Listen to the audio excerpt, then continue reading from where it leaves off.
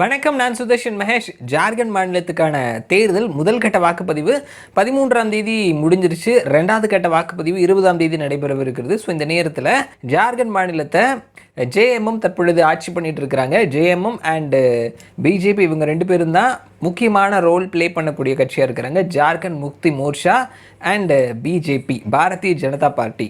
தைனிக் பாஸ்கர் அப்படின்னு சொல்லக்கூடிய Hindi news paper, ஹிந்தியில் அதிகமாக விற்பனையாகக்கூடிய நியூஸ் பேப்பர், அவர்கள் தேர்தலுக்கு முந்தைய கருத்து கணிப்பு முடிவுகளை வெளியிட்டிருக்கிறாங்க. ஸோ அவர்கள் கருத்து கணிப்பு முடிவுகளை 2 கட்டமாக வெளியிட்டிருக்கிறாங்க. முதல் கட்ட தேர்தல் வாக்குப்பதிவு நடைபெறதுக்கு முன்னாடி அந்த 43 தொகுதிகளில் யாருக்கான வாய்ப்பு இருக்குது அப்படின்றத ரிலீஸ் பண்ணியிருந்தாங்க. 2வது கட்ட வாக்குப்பதிவு 20ஆம் தேதி நடைபெறவிருக்கிறது. ஸோ அந்த 20வது தேதிக்கான 2ஆம் கட்ட வாக்குப்பதிவுக்கான தேர்தலுக்கு முந்தைய கருத்து கணிப்பு முடிவுகள் அப்படின்னு சொல்லிட்டு 2ஐயும் தனித்தனியாக ரிலீஸ் பண்ணியிருக்கிறாங்க. ஸோ முதல் வாக்குப்பதிவுக்கு முன்னாடி வெளியிட்டிருந்த அந்த கருத்து கணிப்பு முடிவில் பாதியாக இருக்குது அப்படின்றதுனால நம்ம அதை வெளியிட முடியல. ஸோ இப்போது 2 கட்ட வாக்குப்பதிவுக்குமான தேர்தலுக்கு முந்தைய கருத்து கணிப்பு முடிவுகள் நமக்கு சேர்ந்தாப்பில் கிடைத்திருக்குது. ஸோ யாருக்கான வாய்ப்பு அப்படின்றத தெரிஞ்சுக்கலாம். தைனிக் பாஸ்கர், ஜார்க்கண்ட் மாநிலத்துக்கான தேர்தலுக்கு முந்தைய கருத்து கணிப்பு முடிவுகளை தெரிஞ்சுக்கலாம்.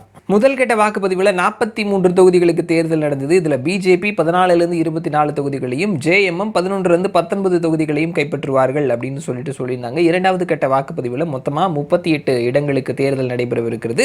ஸோ இதில் பிஜேபி 8லேருந்து 13 இடங்களையும், ஜேஎஸ்யூ 3லேருந்து 4 இடங்களையும் கைப்பற்றுவதற்கான வாய்ப்புகள் இருக்குது. இவங்க 2 பேரும் அலையன்ஸில் இருக்கிறாங்க.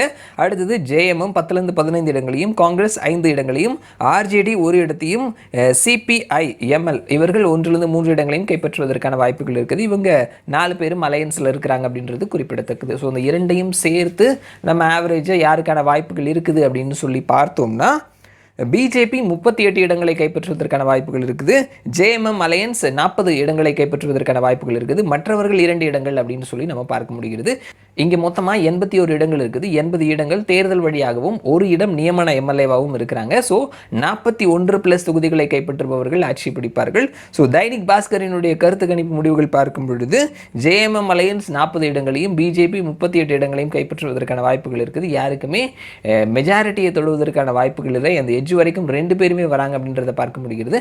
ஸோ தொங்கு சட்டமன்றம் அமையறதுக்கான வாய்ப்புகள் இருக்குது அப்படின்னு சொல்லிட்டு தைனிக் பாஸ்கர் கணித்திருக்கிறாங்க. ஸோ இது எந்த அளவுக்கு ப்ராக்டிக்கலாக ரிசல்ட்டில் வருது அப்படின்றத நம்ம வெயிட் பண்ணி தான் பார்க்கலாம் என்ன நடக்குது ஜார்க்கண்ட் மாநிலத்தில் அப்படின்னு சொல்லிட்டு 23ஆம் தேதி. மறுபடியும் நான் உங்களை இன்னொரு வீடியோவில் சந்திக்கிறேன். அது வரைக்கும் நன்றி.